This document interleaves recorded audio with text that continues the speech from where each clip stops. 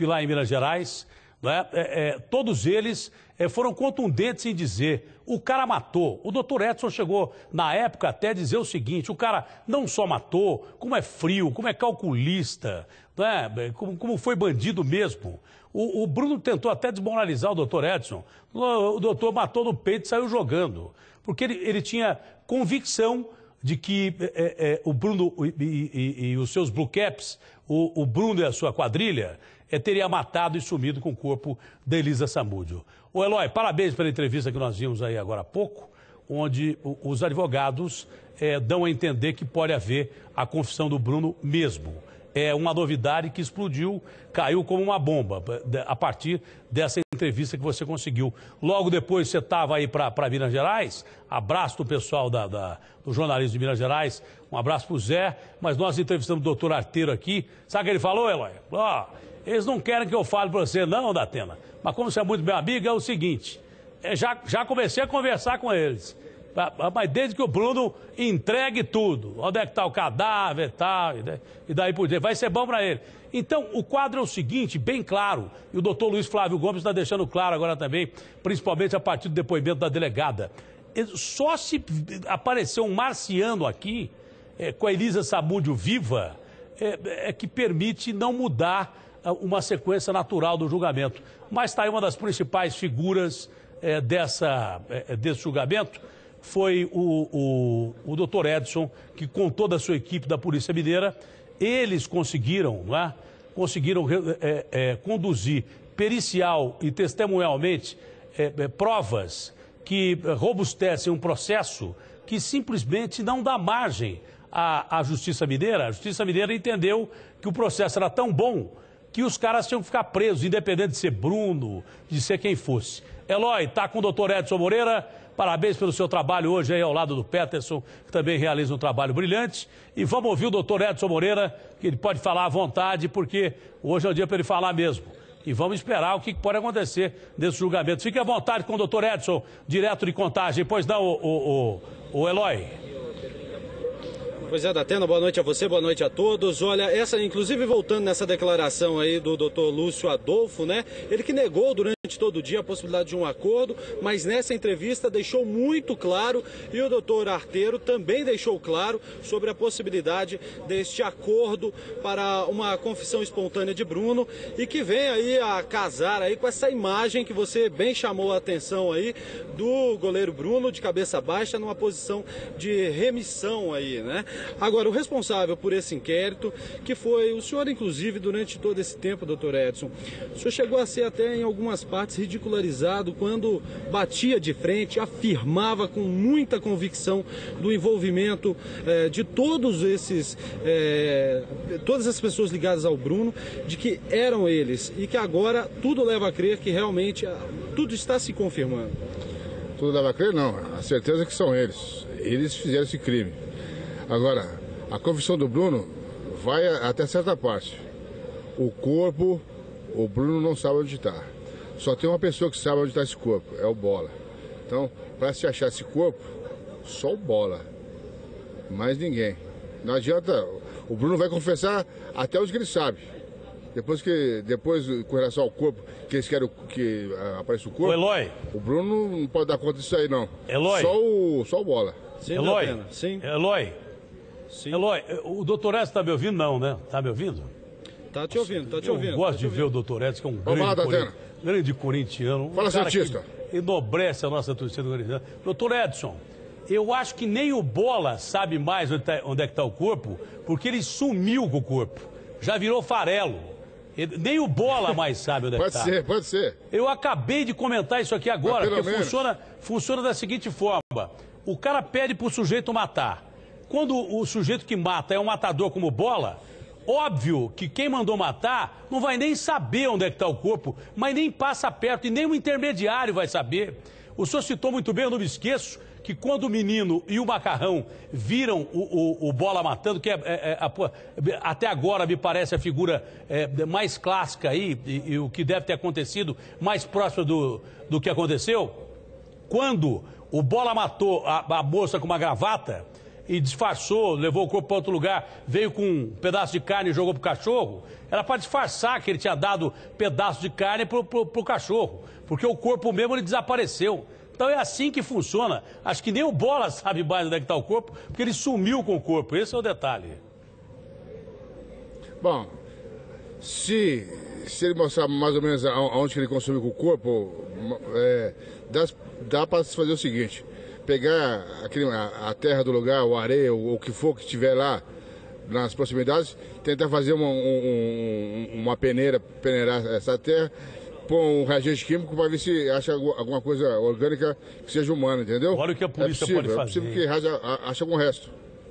Agora, o Arteiro falou uma coisa aqui agora para mim. Ele falou assim, ó, da Atena, de repente pode aparecer o corpo, hein? Tem uma pessoa que diz que sabe onde está o corpo e tal. O senhor acredita que eles possam não ter sumido com o corpo de Elisa consumido, moído ou coisa parecida, colocado fogo e que possa estar em algum lugar mesmo? Eu realmente não acredito. Eu estou perguntando para o senhor, que é policial, entende muito mais do que eu. Há essa possibilidade. Ele pode ter plantado esse corpo em algum lugar, ou então ter consumido ou queimado alguma coisa. O senhor mesmo lembrou? O senhor mesmo lembrou? Lembra do corpo daquele rapaz que... O senhor mesmo lembrou do corpo daquele rapaz que botaram dentro do cimento? Lembra? Cimentaram o corpo daquele rapaz? Nós conversamos isso aí, Exatamente, que foi o gerente do Banco Bradesco lá de Berlândia. Foi plantado na laje. Os caras botaram o corpo na laje, olha que maldade. De achar algum resto.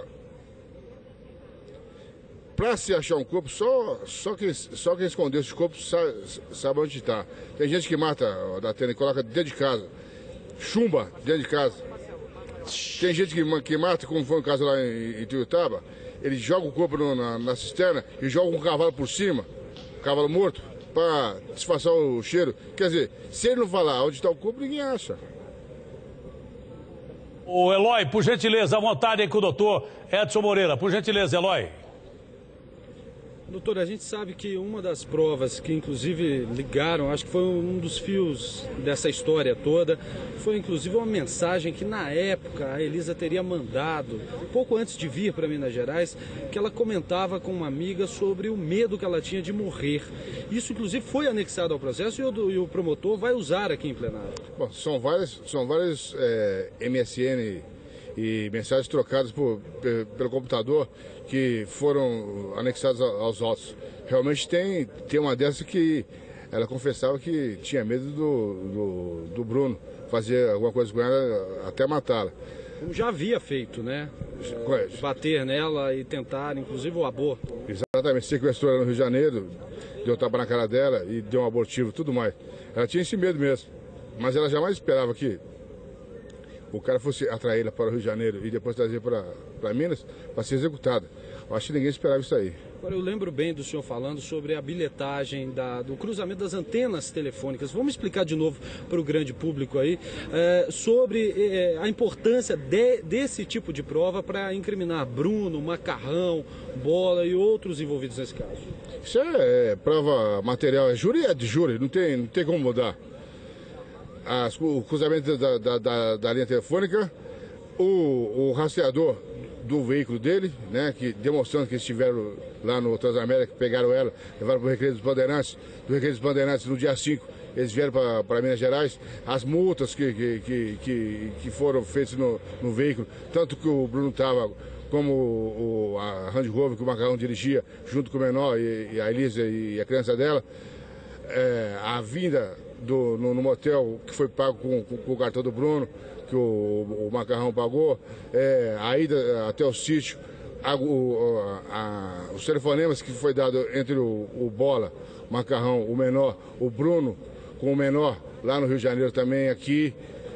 Então, quer dizer, as provas são fartas e tem ligações também do Bola para o Zezé, no mesmo dia do assassinato da Elisa. Aonde que o Zezé, que eu falo que o Zezé vai ser iniciado e também vai ser denunciado, porque ele está até o pescoço disso aí. O Zezé tem certeza que está nessa parada. Ele parece que, inclusive, na época estava atuando e ele teria entrado no sistema da Polícia Civil para saber o andamento do processo. Teve isso também, doutor? Isso daí eu desconheço. Agora, ele estava atuando, sim, ele estava no... Passava informações para o Bola? Ele estava no 22º distrito, né, lá no Jardim Floramar. Realmente, encontraram na noite do assassinato da Elisa lá nesse distrito. Se encontraram antes, teve ligação. Quer dizer, há a grande possibilidade do Zezé ter até participado dessa execução. Eles saberam onde está o corpo da Elisa, é provável? Ele ou o Gilson, por exemplo. O Gilson Costa, que é o outro policial que apareceu agora. O Gilson tem minhas dúvidas com relação nesse crime da Elisa. Nisso aí eu tenho minhas dúvidas. O Gilson está denunciado naquele crime de Esmeraldas. Desde o começo, o Edson fala isso. No Esmeraldas, que quando foi dado busca na casa do Bola, achou-se que as duas vítimas de Esmeraldas, com a cruz na testa, com a xerox deles, com a cruz na testa. Aí sim tem as dúvidas. Do Gilson. O Zezé tem certeza. Agora, parece que o Zezé, inclusive no dia do crime, há um cruzamento de antenas de celular, o rastreamento que vocês fizeram, que mostra que eles estavam na Pampulha. Zezé, Bola, Macarrão. Isso tem. O menor, o Macarrão, o Bola.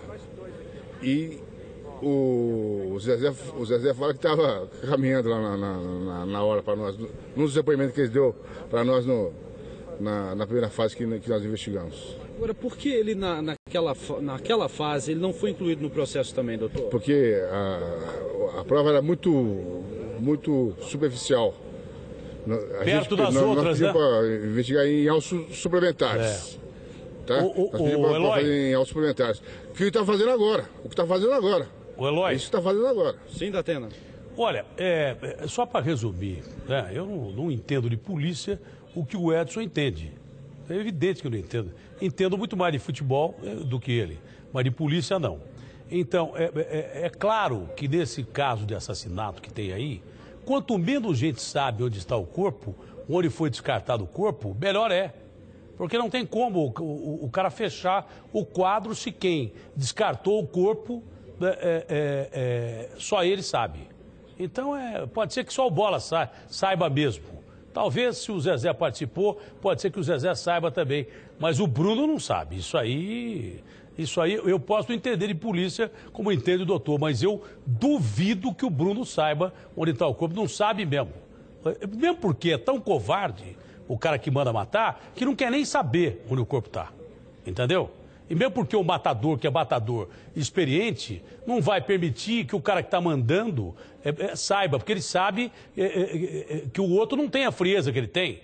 É o primeiro a entregar. Então é por isso que existe essa forma aí desses assassinos funcionando no Brasil há muito tempo. O doutor é experiente, foi um delegado de primeira qualidade, trabalhou na rota aqui em São Paulo e fez uma carreira na polícia brilhante.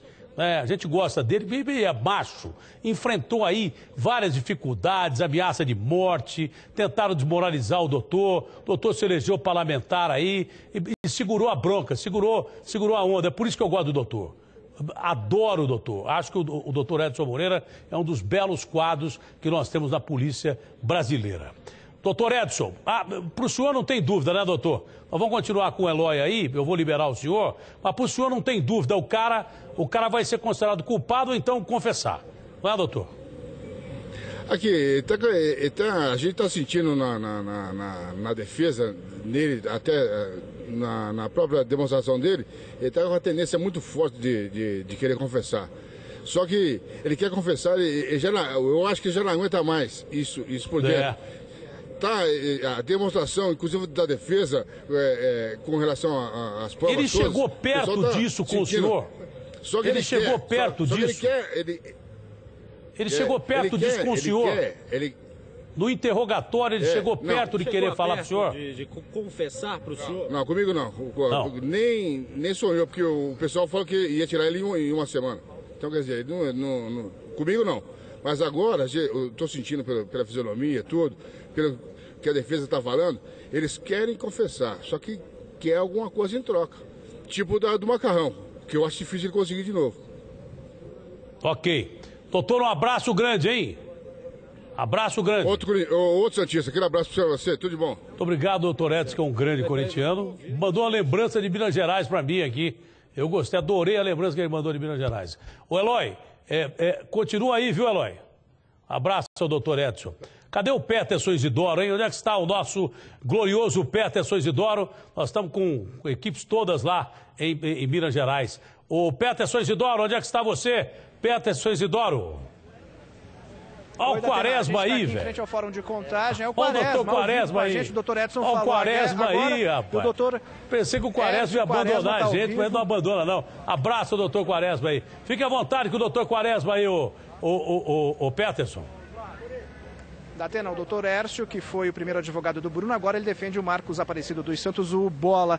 Doutor Hércio, essa possibilidade trazida aqui com exclusividade na Band, de um possível acordo entre o Bruno e a promotoria, a acusação. O senhor acredita, o senhor que foi advogado do Bruno, o senhor acredita nessa possibilidade de acordo, nessa confissão do Bruno? Datena, em primeiro lugar, boa tarde aos amigos da Bandeirantes. É um prazer falar com você novamente, Datena.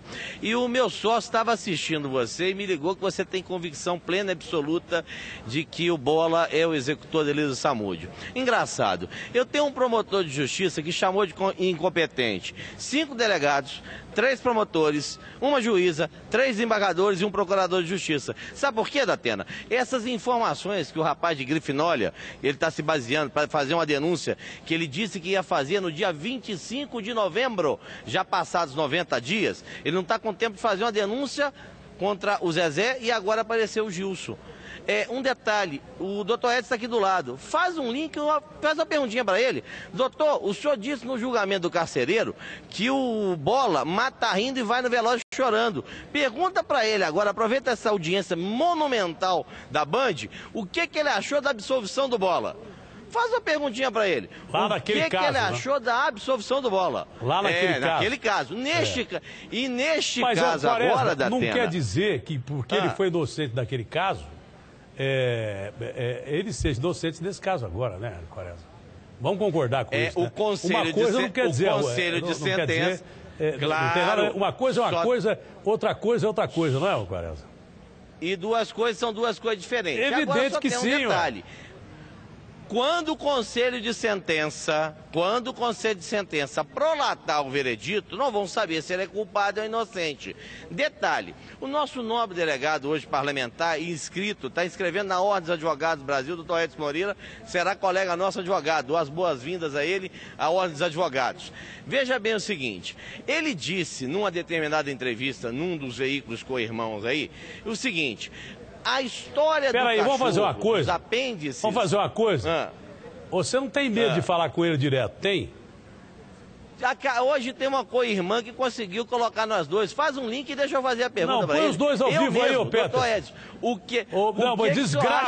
desgrava. Eu quero ver você falar. Não adianta você ficar falando assim, olha, o Edson Moreira que está aqui do meu lado, olha, o Edson Moreira. Para de gravar o Edson Moreira.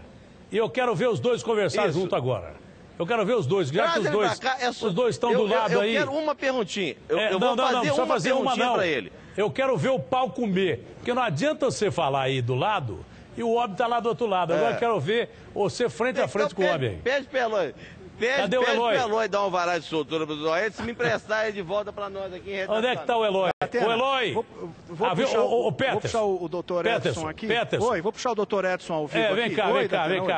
Vem cá. Pronto. Espera um pouquinho. Passa pro lado de cá. Doutor Edson.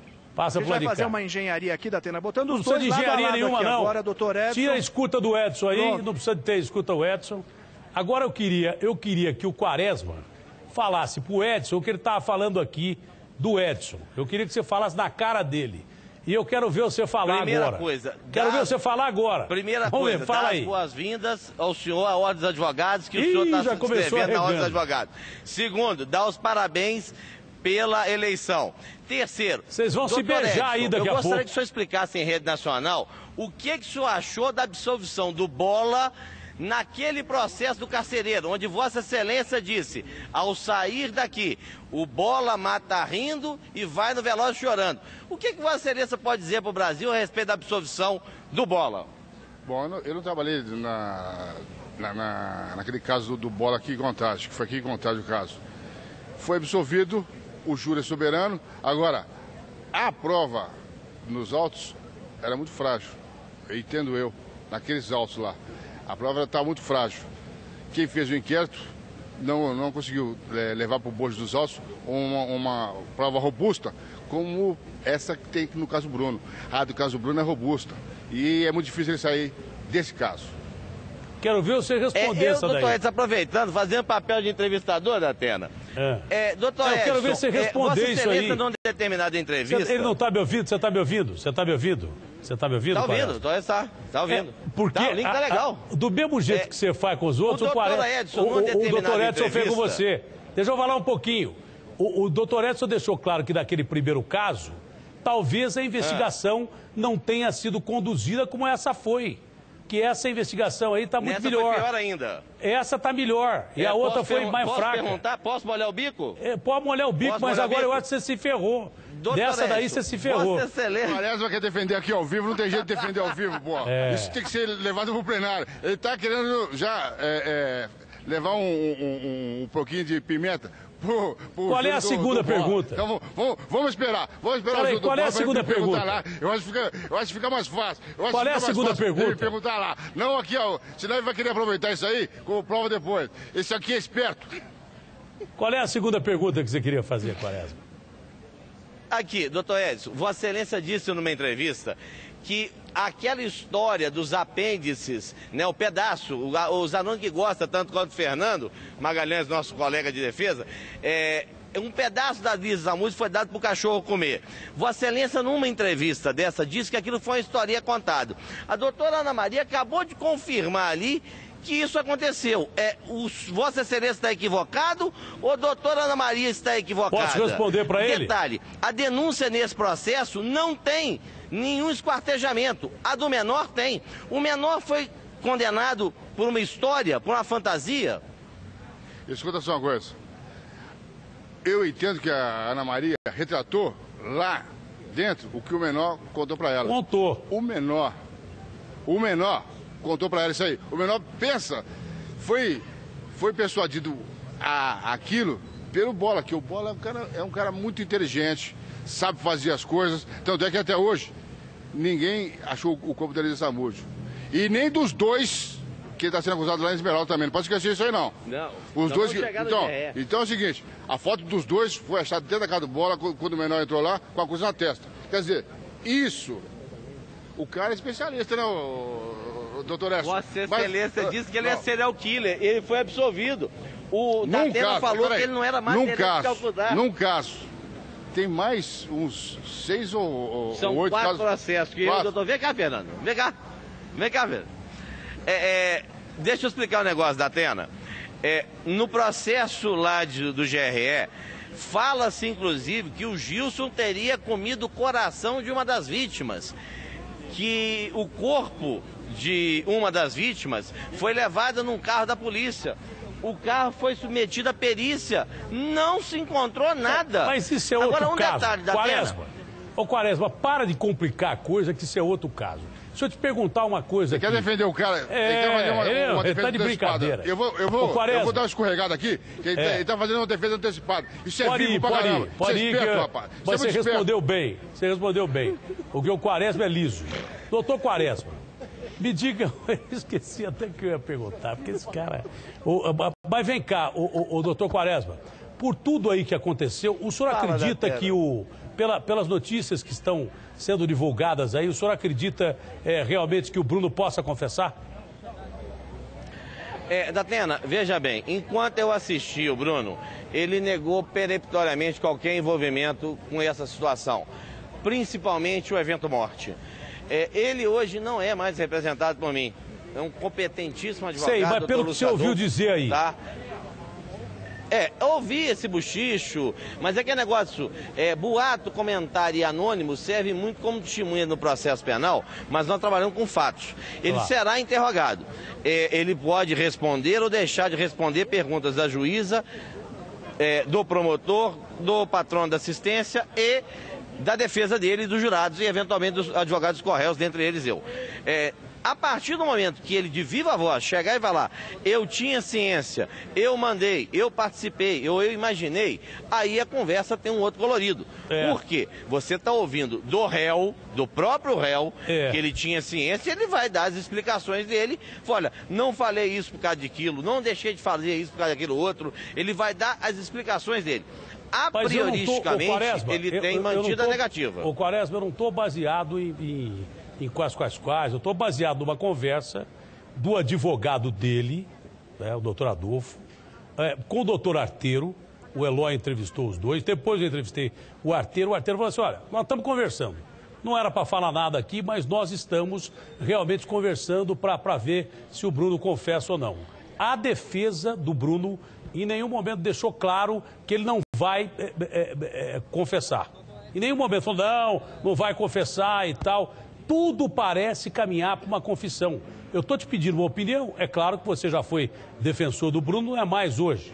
Porque tem uma ética, para quem não conhece o direito, eu não conheço, mas eu procuro entender o que as pessoas me falam. O sujeito, quando vai defender alguém, chega para o cara e fala assim, vem cá, eu vou te defender como culpado ou como inocente.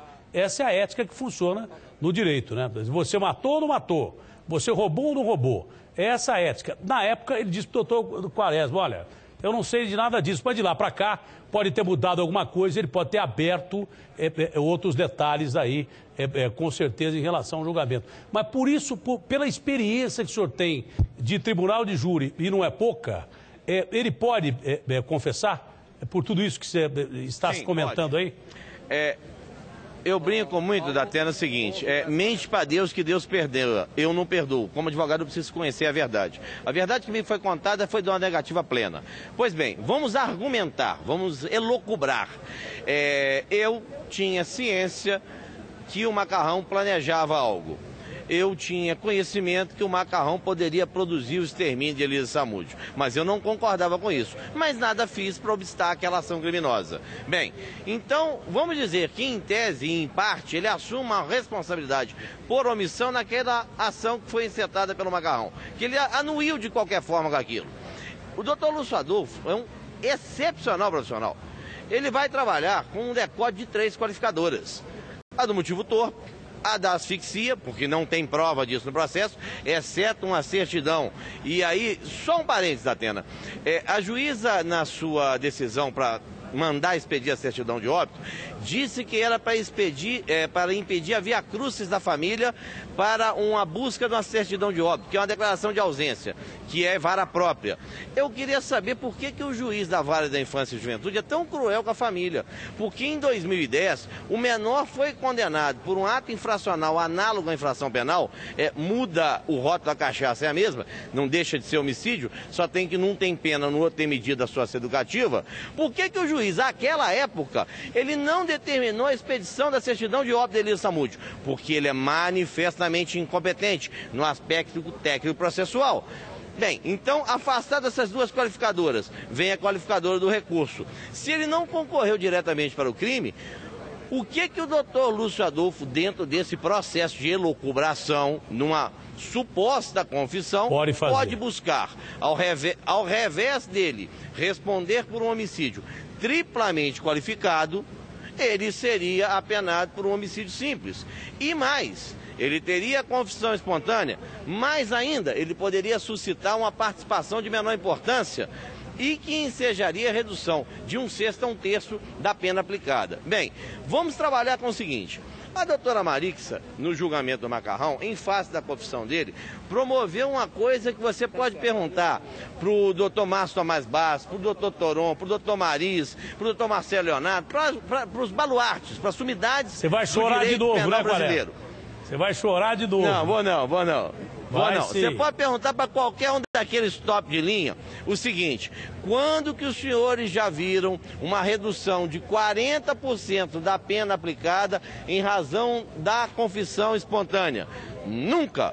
Pois bem, fazendo uma analogia, se o Bruno diz, eu sabia, não queria, mas também nada fiz para impedir, e ela terá que ter isso como uma confissão, ela vai ter que reduzir também a 40%. Em 40%. Então o Bruno pode sair O Bruno pode sair, eventualmente, condenado por um homicídio simples, reconhecida a confissão espontânea e uma participação de menor importância. Daria quanto de pena isso com as reduções? Olha, vamos colocar o seguinte, vamos colocar que se no topo desse 12 anos, o Bruno já está preso há 2 anos e alguma coisa, ele já teria direito a um semiaberto. Dependendo, se o homicídio for simples, a pena a ser cumprida, ela é no patamar de 1/6 para se obter a progressão de regime. Por isso que é importante o decote das qualificadoras, o afastamento das qualificadoras. Entendi. Se a pena for de um homicídio qualificado, são 2/5, então no mínimo 5 anos e 4 meses. Dentro dessa estratégia, se assim entender a defesa, em havendo a condenação, isso é plausível, isso é defensável, dentro da realidade do julgamento. Entendi. Quem vai decidir isso? Conselho de sentença. Entendi. Doutor Quaresma, um abraço, o Peterson continua aí e nós voltamos já Obrigado, com o Peterson e com o Eloy. Prazer. Abraço grande. Olha, eu entrevistei agora há pouco o doutor Arthur.